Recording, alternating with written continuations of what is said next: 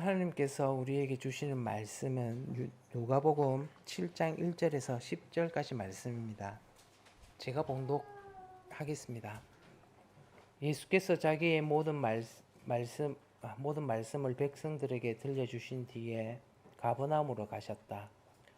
어떤 백부장의 종이 병들어 죽게 되었는데 그는 주인에게 소중한 종이었다.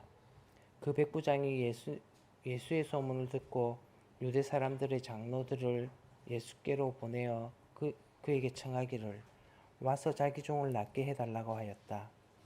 그들이 예수께로 와서 간곡히 탄원하기를 그는 선생님에게서 은혜를 받을 만한 사람입니다. 그는 우리 민족을 사랑하는 사람이고 우리에게 회당을 지어 주었습니다. 하였다. 예수께서 그들과 함께 가셨다. 예수께서 백부장의 집에서 그리 멀지 않는 곳에 이르렀을 때에 백부장은 친구들을 보내어 예수께 이렇게 아뢰게 하였다.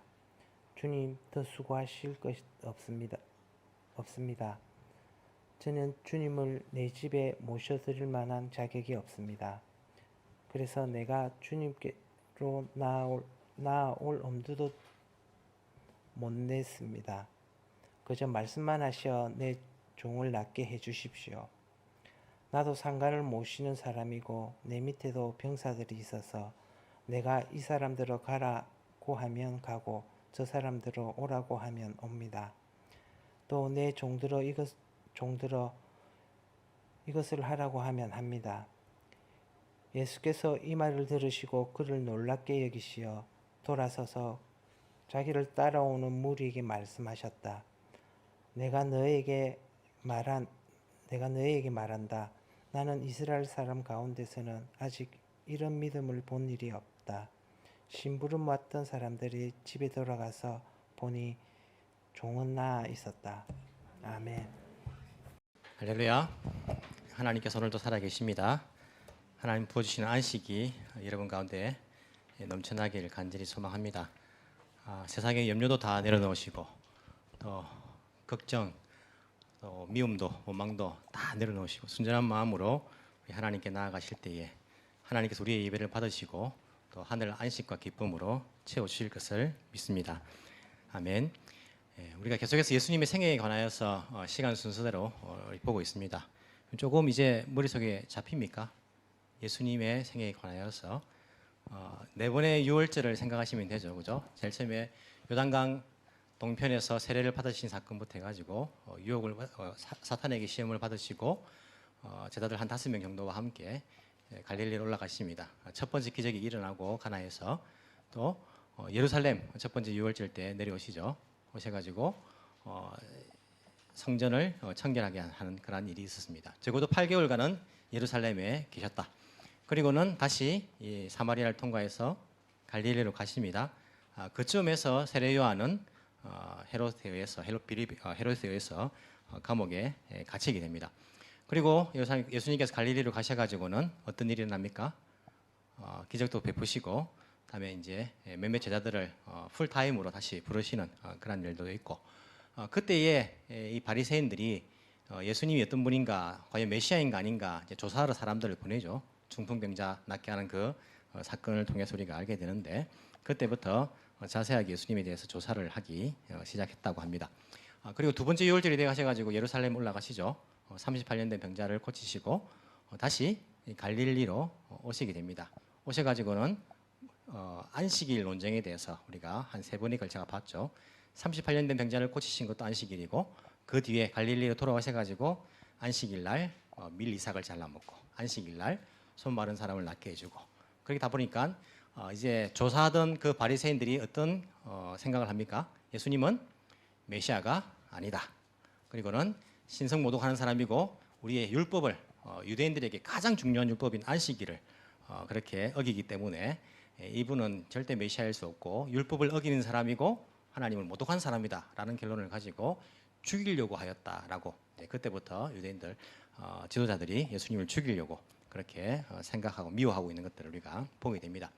예수님께서 그렇게 다시 갈릴리로 오셔가지고 기적들을 베푸시면서 신약의 율법이라 할 수 있는 산상수훈을 가지고 말씀하시죠, 그죠?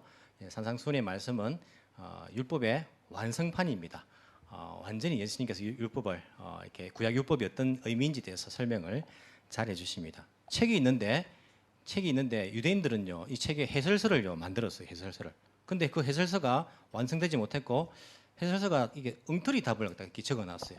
예수님께서 이 교과서에 대해서 완전한 해설서를 그들에게 주신 것이 산상수훈이다라고 말씀을 드릴 수가 있습니다. 그래서 예수님께서 율법이 어떤 의미인지를 말씀해 주시고 율법을 폐하러 온 것이 아니라 내가 율법을 완성하러 왔다라고 말씀해 주시고 그 다음 사건이 오늘입니다. 그 다음 사건이 오늘 누가 등장합니까? 백부장이 등장을 합니다. 백부장을 등장하고 장소가 어디입니까? 가브나움. 예수님께서 공생의 사역 가운데 머무셨던 지역 가브나움으로 다시 들어가신 것을 볼 수 있습니다. 자, 오늘 백부장은요 참 의미 있는 사람입니다. 왜 그러냐 하면 지금까지는요 유대인들을 주로 이제 낚여 주셨고 유대인들이 주로 말씀을 들었고 했는데 이 백부장은 유대인이 아니라 어느 나라 사람입니까? 어느 나라 사람인지 잘 모르지만은 이방인이다. 그렇게 우리가 생각할 수 있습니다. 제 생각이 아니고 우리가 근거가 있기 때문에 이방인으로 생각합니다. 왜 이방인으로 생각합니까? 유대인 장로들이 이 백부장의 그러한 간청을 대신 부탁을 하는데 그때 이 유대인 장로들이 하는 말이 이 백부장에 대해서 5절에 보시면 그는 우리 민족을 사랑하는 사람이고 라고 말하죠. 그죠? 이 말을 보면 이 백부장이 자기 민족 사람이란 말입니까? 아니란 말입니까? 우리 민족 사람이 아닌데 이 사람은 우리 민족을 사랑하는 사람입니다 라고 그렇게 이야기를 하고 있습니다. 백부장이 유대인들이 백부장 자, 이 백부장은요 그 당시에 군대는 두 종류의 군대가 있었습니다. 어떤 종류의 군대가 있었을까요? 당나라 군대하고 정예 군대하고 있었습니까? 아니라 그 당시에 군대는 로마 군대가 있었고 또 하나는 헤롯의 군대가 있었습니다. 왜냐하면 이스라엘 지역뿐만 아니고 팔레스타인 지역은요 로마의 식민지였기 때문에 로마에 의해서 그렇게 파견받은 총독이나 로마에 의해서 임명받은 그 왕이나 이런 사람들이 다스렸거든요. 그래서 예루살렘 지역은 로마 총독이 직접 이제 그렇게 다스렸고 이제 이 위쪽 갈릴리 지방은요 헤롯이라는 왕이 총독이 있었던 것이 아니라 왕이 그렇게 다스리고 있었죠. 그래서 헤롯 왕에게도 군대가 있었고 그리고 로마에서 직접 파송한 로마 군대도 그렇게 예루살렘 주변으로 유대 지역에 있었던 것을 알 수가 있습니다. 자, 그렇다면 헤롯도 로마와 똑같은 군제 편성을 했거든요. 백부장이 있고 천부장이 있고 이 백부장은 로마 군대의 백부장일까요? 아니면 헤롯 군대의 백부장일까요? 근거도 없이 여러분 잘 모르는데 대답할 필요는 없습니다. 그죠? 이 당시에 이 가버나움이라는 지역은 갈릴리 지역이죠. 갈릴리 지역이기 때문에 헤롯 안티파스라는 사람이 다스리던 지역이었습니다. 그래서 헤롯 군대의 백부장일 가능성이 크다라고 하는 학자들이 있습니다. 자, 그렇다면 그 백부장은 유대인일까요? 이방인일까요? 헤롯이 다스리는 군대니까 꼭 로마 사람일 필요는 없겠다. 그죠? 유대인일 수도 있고 비유대인일 수도 있겠다. 그죠? 근데 이제 찾아보니까 그 요세푸스라는 유대인 역사학자가 있거든요. 그 사람의 책을 찾아보면 이 헤롯은 비유대인 사람들을 군대 군인으로 많이 고용을 했다라는 그런 기록이 있더라고요. 그래서 아마 로마 군대가 아니라 백부장이 이 헤롯 군대의 백부장이라도 이방인이었을 가능성이 크다라고 학자들은 이야기를 합니다. 그래서 이 백부장을 헤롯 군대의 백부장으로 보는 학자들이 있습니다. 충분히 가능성이 있죠, 그죠? 그 당시에 그 지역은 헤롯이 다스렸기 때문에. 하지만 또 다른 학자들은요 로마 군대의 백부장으로 봅니다. 왜냐하면 가버나움이라는 도시가 특별한 도시예요. 로마의 식민지였기 때문에 로마에서 군대를 각 지역에 헤롯이 다스리고 있어도 파송하는 것은 가능합니다. 가능하고 가버나움 지역이 어떤 지역이랬습니까? 남쪽에서 북쪽 갈 때 들렀다 가고 북쪽에서 남쪽 갈 때 들렀다 가는 아주 교통이 요충지라 했죠. 그죠? 잠시 쉬었다 가는 곳이기도 하고 그래서 통행세, 세금이 굉장히 많이 발생하는 곳입니다. 세금 관계도 있고 그리고 뭐 의심이 가는 사람들, 뭐 독립운동하는 사람들 얼마나 많았겠습니까? 예수님 제자 가운데 있었지 않습니까? 뭐 의심이 가는 사람들도 통제를 해야 되기 때문에 로마 군대가 직접 거기 가브나움에 주둔을 해 있었다라고 합니다. 그래서 이 사람은 로마 군대의 백부장이다라고 하는 학자들도 있습니다. 두 가지 의견이 다 있다. 뭐라고 단정짓기는 어렵습니다. 그런데 저는 개인적으로는요 로마 군대 백부장이 아닐까라는 생각을 해봅니다. 왜냐하면 5절에 보시면 이 유대 장로들이 말하기를 우리 민족을 사랑하는 사람이고 우리에게 회당을 지어주었습니다라고 예수님께 간청을 합니다. 자, 회당을 지어주려고 하면 돈이 많아야 됩니까? 돈이 없어도 됩니까? 믿음으로 지으면 되죠, 그죠? 돈이 없어도 믿음이 있어도 예, 이 회당을 지으려면요, 이 백부장은 돈이 있어야 돼요. 근데 로마 헤롯 군대의 백부장은요, 그렇게 돈 많은 사람들이 이렇게 한 것이 아니라 주로 직업적으로 이렇게 고용돼 가지고 하는 사람들이 많이 있었고, 로마 군대의 백부장은 조금 다릅니다. 로마 군대의 백부장은 굉장히 아주 이름난 그런 집안의 사람들도, 그 자제들도 로마 군대의 백부장으로 그렇게 있었던 것을 우리가 알 수 있습니다. 영국에도 지금 뭐 이렇게 황실의 그 아들들은요 군대 가지 않습니까? 장교로. 그와 마찬가지로 로마 군대도 아주 귀한 집안이지만은 로마 군대 백부장으로 그렇게 들어가는 경우들이 있었다고 합니다. 그렇게 볼 때에 회당을 지어줄 만한 재력이 있다라면 로마 군대의 백부장이 아니었을까라는 생각이 제 개인적으로 듭니다. 그건 이제 뭐 정확하게 알 수 없기 때문에, 그래서 이 사람은 로마 군대의 백부장이 아닐까라는 생각을 합니다. 또 거기다가 이 장로들이, 유대 장로들이 예수님께 와서 이 사람이 우리 민족을 사랑하는 사람이고 회당까지 지어줬습니다라고 간청하는 그 간청이 어떻게 보면요, 예수님은 메시아로서 예수님 제자들도 그렇고 다른 사람들도 이 정치적인 메시아로 생각을 많이 했거든요. 자기 나라에 오는 메시아는 정치적으로 독립을 우리에게 갖다 주는 그런 왕으로서 생각을 많이 했고, 실제적으로 예수님께서 제자 가운데 12명을 딱 세워가지고 사도를 세워놨는데 그 가운데서도 열심당원이 있었단 말입니다. 열심당원이 뭡니까? 독립운동하는 사람들 아닙니까? 있었단 말입니다. 그때서 보면, 야, 예수님께 로마 백부장 부탁을 들어주면, 야, 저 독립운동하는 사람이고 그리고 나중에 왕이 될 사람이라고 저렇게 자기들 믿고 있는데 부탁을 들어주겠나? 막 이런 이제 좀 고민이 됐을 수도 있어요. 그러니까 이 유대 장로들이 가서 이 사람은요, 우리 민족을 사랑하는 사람입니다. 우리가 비록 로마의 식민지지만은 사랑하는 사람이고 우리를 위해서 이 회당까지 지어준 사람입니다라고 강조하면서 부탁하는 것은 아닌가라는 생각들을 해봅니다. 그래서 조금 더 로마 군대의 백부장이 아닐까라는 생각을 조금 더 이제 해본다는 거죠. 다른 목사님이 이 사람은 헤롯 군대 백부장입니다라고 말한다고 이제 틀렸어 하면 안 됩니다. 그럼 두 가지 의견이 있기 때문에 이제 그렇다라고 여러분들이 알고 있으면 되겠습니다. 이 백부장은요, 훌륭한 사람입니다. 훌륭한 인격을 가진 사람입니다. 그렇지 않습니까? 이 사람이 예수님께 무엇 때문에 부탁을 합니까? 자기 종이 병에 걸려가지고 죽을 것 같아가지고 부탁을 하는 거예요. 여러분, 누구에게 부탁을 하려고 하면요, 어떻게 해야 됩니까? 자기가 조금 낮아져야 됩니다. 그렇지 않습니까? 제가 누구한테 부탁을 할 때에 조금 이렇게 부탁하는 것이요, 내가 조금 지고 들어가야 되잖아요. 뭐 부탁하는 입장이니까. 근데 이 백부장이 종 때문에, 어찌 보면 백부장은 권위가 있는 사람인데 이 부탁을 하고 들어가야 되니까 이게 참 어찌 보면 자존심이 센 사람은 못할 짓이잖아요. 뭐 종이 아파서 죽든지 말든지, 뭐 종이 한두 명도 아니고 많이 있는데 뭐 이 주인의 소유잖아요, 이 종이라는 것은. 그렇기 때문에 그렇게 놔둬도 되는데 굳이 종 때문에 자기가 어찌 보면요, 예수님께 부탁을 해야 되는 입장이에요. 인격이 훌륭한 사람이죠, 그죠? 뿐만 아니라 유대의 장로들까지도 이 사람을 위해 났습니다. 생각해 보시면 유대 장로들은 어떤 사람입니까? 유대의 지도자들입니다. 유대의 지도자들은요, 이 유대 장로들은 그 여론을 거의 이제 뭐 대표하는 사람들 아닙니까? 이 사람들은 여론에 민감한 사람들이고 어떤 정치 위에 있는 사람들이 결정하는지에 대해서도 민감한 사람들이에요. 유대의 지도자들이 이미 예수님을 메시아가 아니다라고 생각하고 죽이려고 하는 의도를 가지고 있는데, 그러면 유대인들의 장로들도 마찬가지로 예수님과 가까이 지내는 것보다 가까이 안 지내는 것이 좋은 거예요. 뭐 부탁하러 가면 자기도 나중에 또 부탁 들어줘야 될 수도 있잖아요.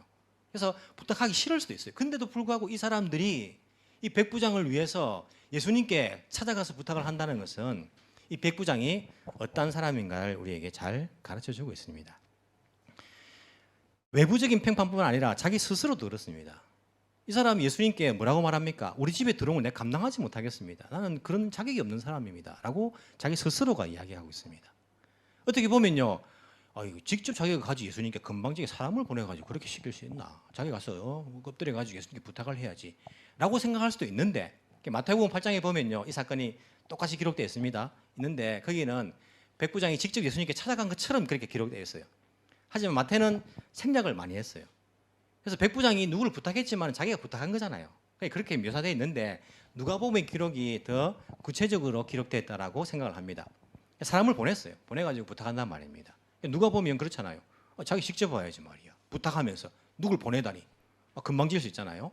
근데 이 백부장은 금방 져가지고 사람을 시킨 것이 아니라 정말 예수님께 피해를 주기 싫은 마음이 있었고 자기가 감당할 수 없는 분이라는 그런 마음들이 있었던 것을 알 수 있습니다. 이미 이 사람은 예수님에 관한 소문을 들었어요. 유대인들이 특히 종교 지도자들이 예수님을 이제 싫어하고 죽이려고 하는 그런 생각들도 했을 것입니다. 그리고 예수님께서 같은 유대인이라도 세리와 죄인들과 함께 마태를 불렀을 때에 그 집에서 이제 잔치를 벌이니까 먹고 마실 때에 유대인 지도자들이 어떻게 말합니까? 아니 너희 선생은 말이야 죄인들과 먹고 마시느냐 교제한다고 막 손가락질을 했거든, 지적을 했거든요. 그러면 유대인하고도 그렇게 죄인들 세리들하고 교제했다고 뭐라 하는데 자기 같은 이방인하고 만나가지고 특히 로마의 만약 백부장이라면 로마 사람 만나가지고 무슨 예수님이 내가 피해를 매약구를 끼칠 것인가 라는 생각을 충분히 했을 수도 있어요.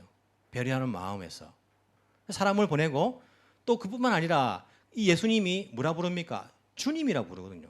퀴리오스 아닙니까? 주님. 군대의 백부장이 주인이라 부르는 것은 로마 황제 아닙니까? 로마 황제에게 퀴리오스라 부르거든요.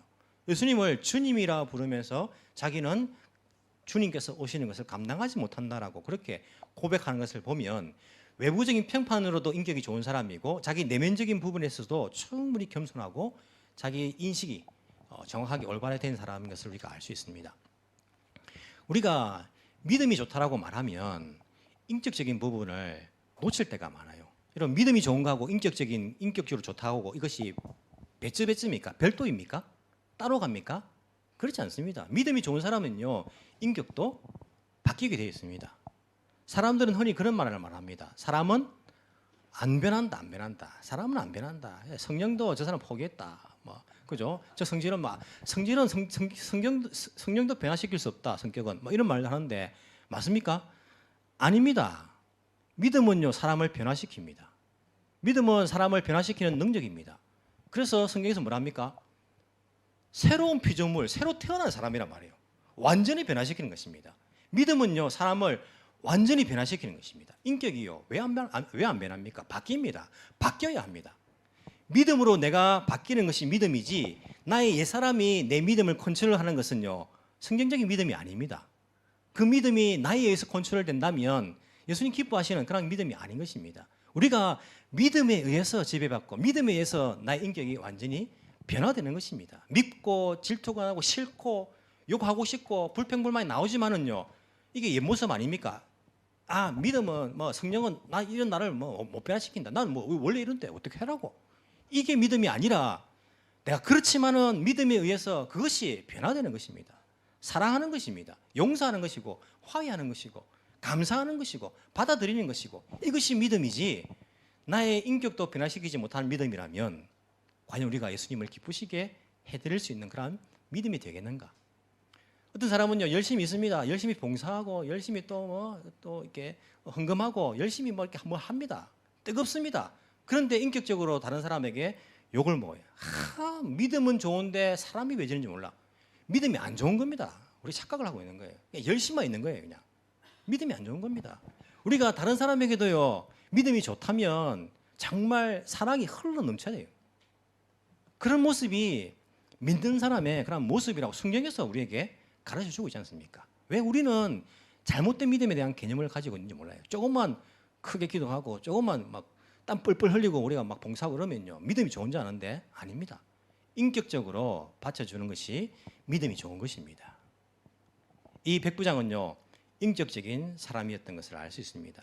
유대인 장로들까지도 나서가지고 이 사람을 위해서 부탁할 정도로 믿음이 좋았던 사람이다 라는 것을 우리가 알 수가 있습니다. 단지 인격이 좋은 것이 아닙니다. 이 사람은 또 뭐가 좋습니까? 믿음이 좋은 사람이에요. 유대인 장로들로부터는요 인격 좋아가지고 칭찬 들었는데 예수님으로부터는 믿음이 좋아가지고 칭찬 듣는 것들을 우리가 볼 수가 있습니다. 얼마나 믿음이 좋은 사람입니까? 예수님께서 놀라시는 그런 믿음을 가진 사람이었습니다. 저는 이 말씀을 묵상하면서 준비하면서요 백부장이 어떻게 이런 믿음을 가지게 되었을까 참 궁금하더라고요. 나 같으면 만약 내가 사랑하는 사람이 누가 이렇게 병들었다 그래서 예수님 같은 분이 있다 하면요 내가 찾아가서 이야기할 것 같아요. 찾아서 이야기하고 좀 와서 고쳐달라고 할 것 같아요. 이분이 내가 사랑하는 사람의 병을 고쳐줄 수 있다는 그런 내가 믿음의 확신이 있는 거예요. 그래서 내가 모셔가지고 고치게 할 수는 있는 것 같습니다. 예수님께서도 주로 어떻게 했습니까? 대면해가지고 베드로의 장모님을 고쳐줄 때도 가서 집에 가서 보면서 고쳐주셨고, 대부분 보면요, 뭐 손 마른 사람도 회당에서 만나가지고 고쳐주셨고, 중풍병자도 움직이도 못하는데 친구들이 들것을 막 메고 가가지고 막 예수님 대면시켜가지고 고쳐주신 거 아닙니까? 근데 그런 정도 믿음이라면 이해를 하겠어요. 어떻게 이 사람이 예수님께서 오시지도 않고 말씀 한마디만 하시면, 원격 치료하시면 그게 가능할지, 어떻게 이런 믿음이 가능했는지 참 궁금해요.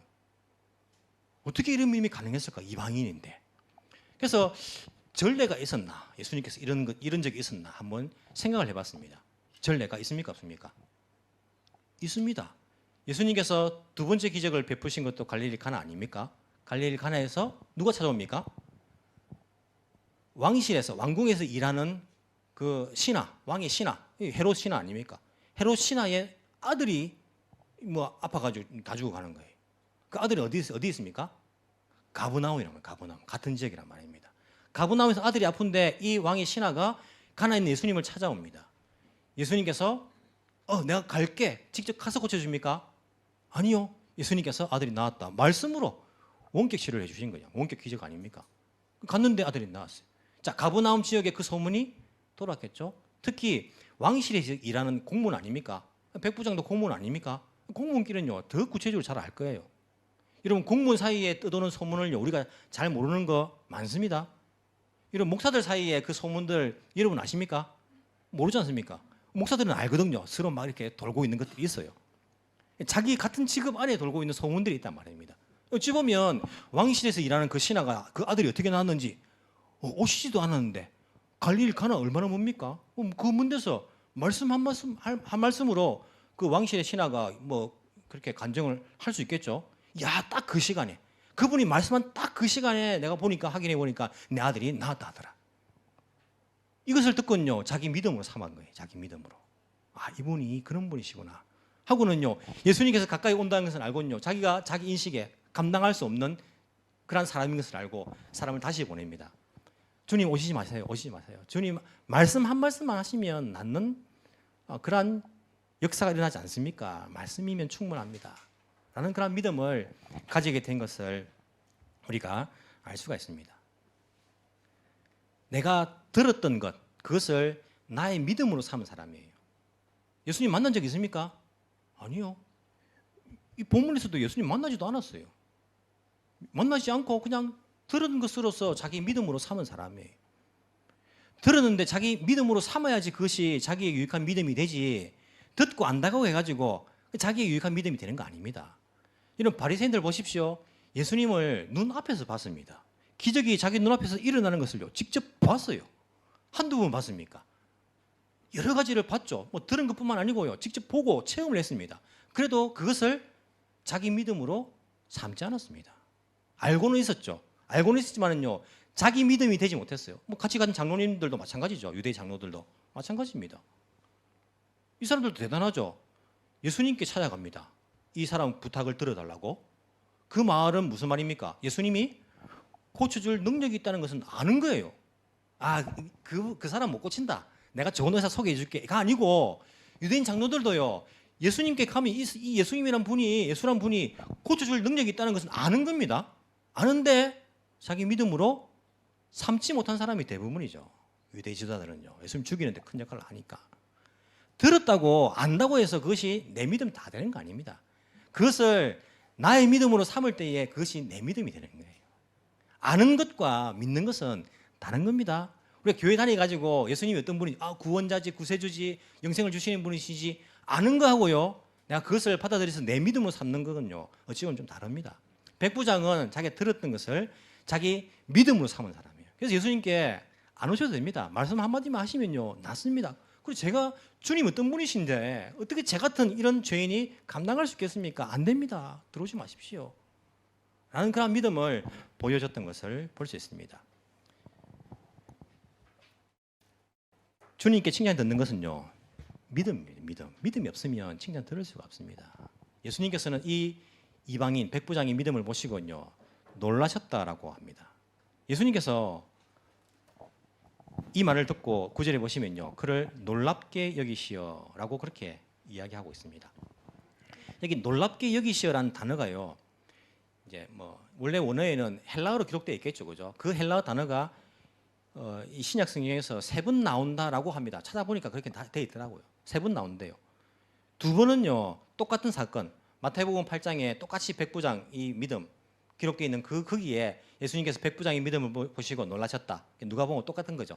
2번은 백부장의 믿음을 보시고 놀라셨다. 여기 나오고 또 한 번은 마가복음 6장 6절에 보시면 예수님께서 자기 나진 않았구나. 자라나신 마을 나사렛을 방문하십니다.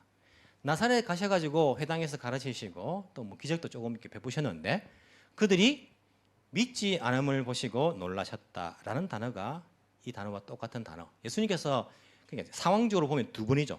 2번을 놀라시는데 복음서에서 2번을 놀라시는데 한 번은 백부장처럼 내가 기대도 하지 않았는데 이런 믿음을 보고는 놀라셨고 또 한 번은 나사렛 사람이라면 믿을 줄 알았는데 기대했는데 믿지 않음을 보시고요 예수님께서 놀라신 것을 볼 수가 있습니다. 오늘날도 여러분 마찬가지입니다. 똑같습니다. 예수님께서 보고 놀라시는 믿음이요 이 2가지예요. 이 사람은 기대도 안 했는데 이야 이 믿음 예수님께서 놀라십니다. 이 사람은 그 정도 다녔으면 교회에 그 정도 열심히 했으면 라고 생각했는데 보니까 믿음이 없는 거예요. 예수님께서 깜짝 놀라실 수 있습니다.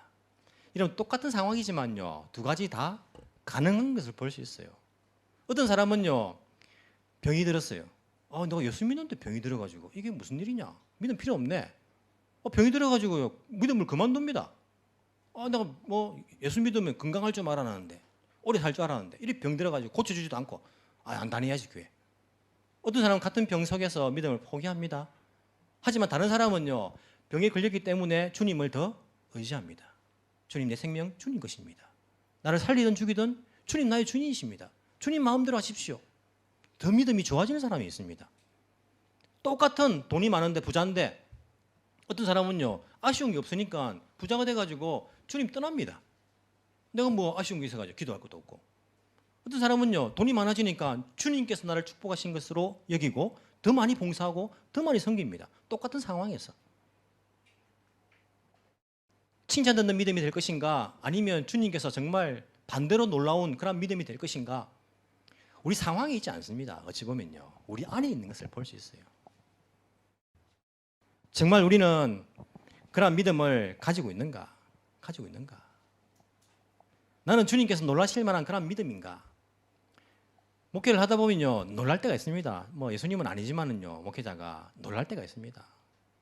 아니 저 사람은 그래도 이 정도 바라면 흔들리지 않을 줄 알았는데 너무 쉽게 흔들려 버려 가지고요 깜짝 놀랄 때가 있어요. 불안합니다. 반대로요 이 사람은 믿은 지 얼마 되지도 않았는데 또 보면 흔들리지 않는 것. 저 사람 이런 바람이 불면 이번 시련이 와가지고 또 이제 막 교회 안 나오고 또 믿음 포기하겠지 어떡하나 막 두근두근 하는데 와가지고 목사님 걱정하지 마세요. 그 정도 가지고 제가 그래 흔들리지 않습니다. 말하면요 위로가 돼요. 깜짝 놀랍니다. 그런 사람이 있어요. 제가 한번 소개를 해드린 적이 있을 걸로 생각하는데 요즘 저도 뭐 나이가 들어가다 보니까 깜빡깜빡하는데 들었으면 한 번 더 들으십시오. 우리 이주진 집사님 있지 않습니까? 그 어머니가 뭐 양한순 근사님이신데 얼마나 훌륭한 믿음을 가졌습니까?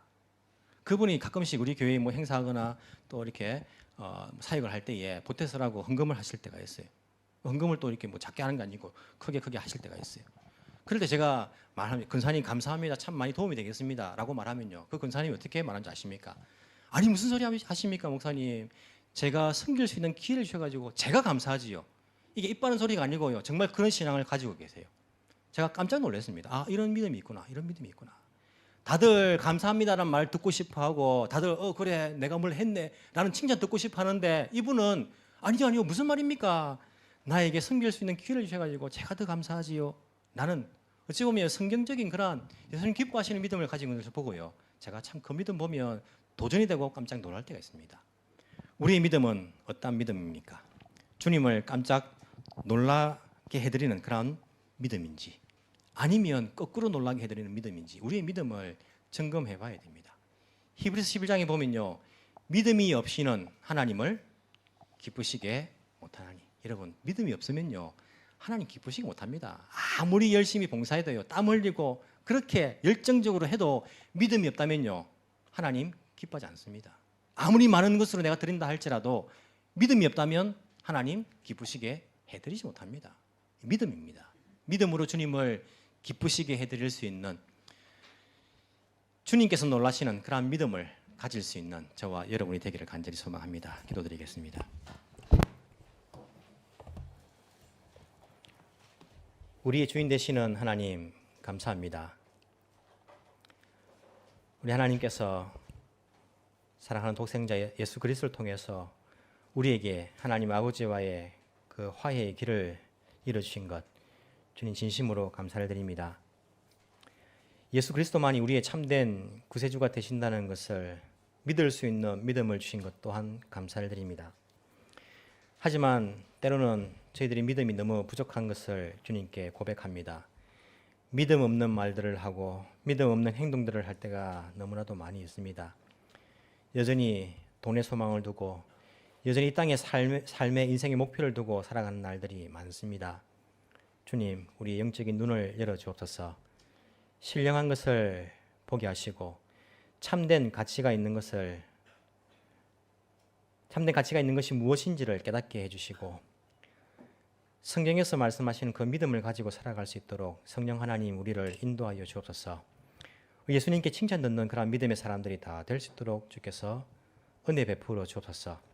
그 믿음이 우리의 인격을 변화시키며, 그 믿음이 우리의 소망을 변화시키며, 그 믿음으로 완전히 새로운 그러한 피조물이 될 수 있도록 성령 하나님 우리 가운데 역사하여 주옵소서. 살아계신 예수님 이름으로 기도합나이다. 아멘.